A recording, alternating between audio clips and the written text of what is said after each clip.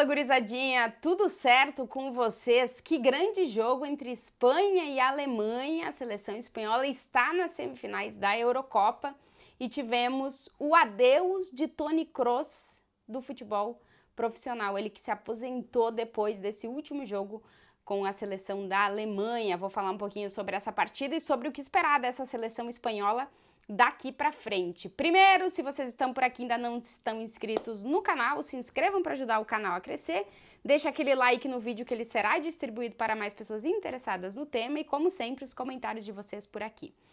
Bom, seleção espanhola eliminou a Alemanha vencendo por 2-1 com gol no último minuto da prorrogação.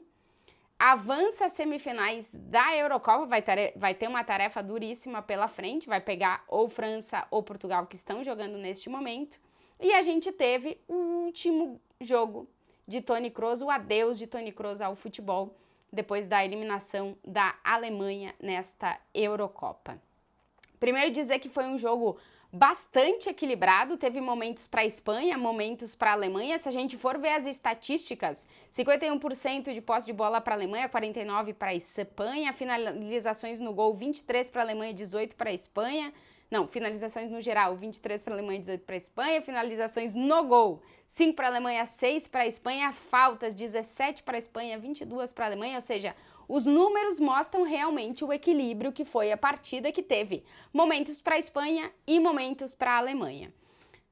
O primeiro tempo nos mostrou um jogo muito duro, com muitas faltas, um Toni Kroos especialmente talvez nervoso, talvez ansioso, né? Porque podia e acabou sendo o último jogo dele como jogador profissional. E logo aos 7 minutos o Kroos faz uma entrada no Pedri que acaba lesionando o joelho.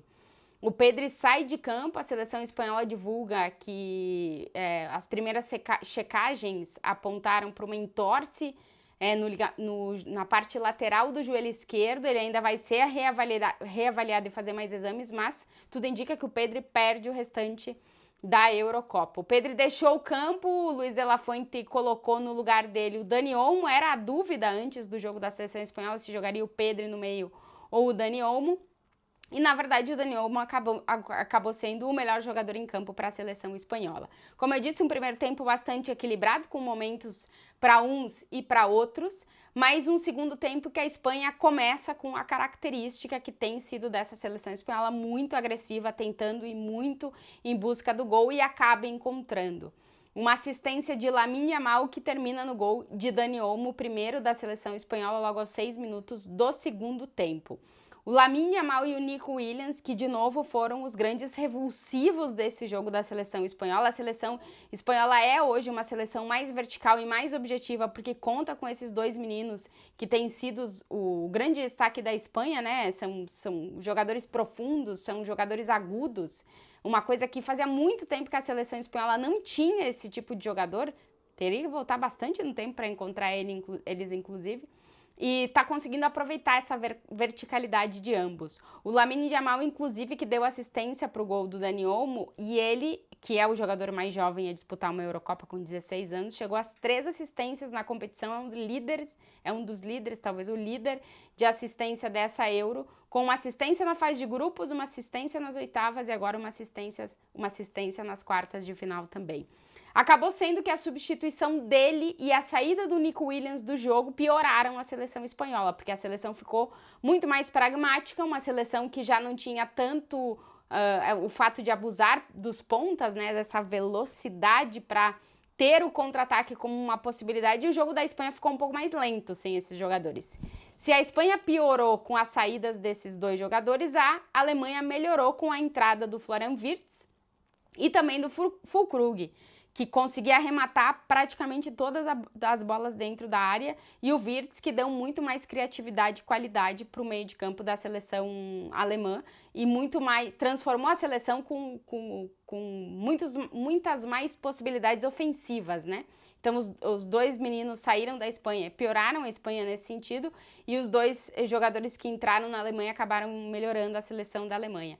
No último minuto de jogo, aos 89, o Wirtz, depois de uma bola que ficou permeando ali a área da Espanha, o Kimmich jogou e o Wirtz acabou fazendo o gol de empate da Alemanha.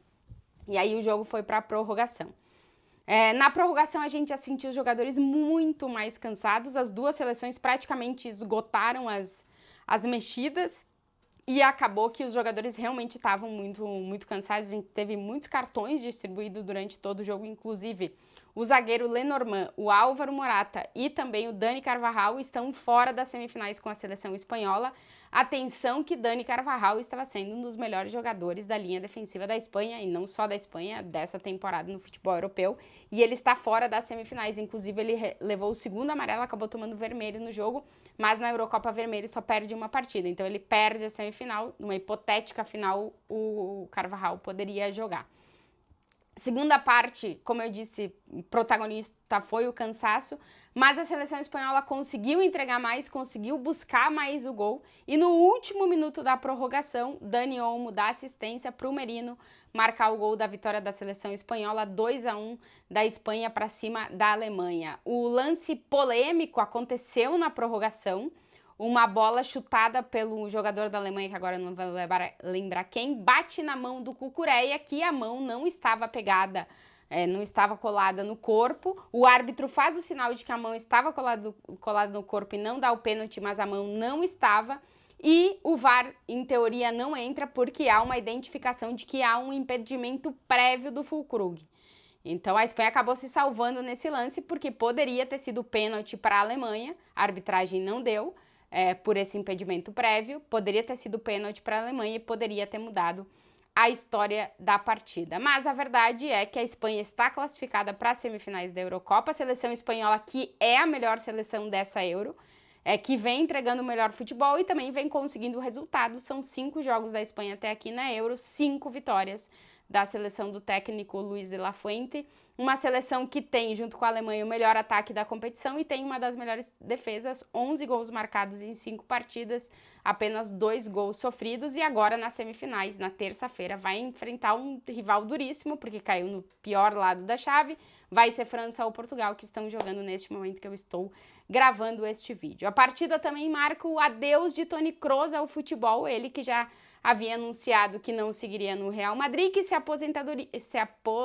teria sua aposentadoria confirmada depois da Eurocopa, com a eliminação da seleção da Alemanha. Foi o último jogo do Toni Kroos como jogador profissional, mais de 800 jogos na carreira, 35 títulos conquistados e uma regularidade no acerto do passe que eu acho que eu não vou voltar a ver na minha vida. Porque até posso encontrar um jogador que 1, 2 ou 3 temporadas tenha mais de 94% de acerto no passe, mas o Toni Kroos conseguiu isso uma década inteira e vai ser difícil a gente encontrar um outro jogador que tenha toda essa regularidade durante tanto tempo, controlando o ritmo dos jogos, como o Toni Kroos fez no Real Madrid, na seleção alemã, numa primeira etapa e agora na segunda etapa. A Espanha avança para as semifinais da Eurocopa e a Alemanha dá adeus à competição que acontece no seu país. A seleção espanhola, pela primeira vez na sua história, consegue eliminar uma anfitriã de uma grande competição, Copa do Mundo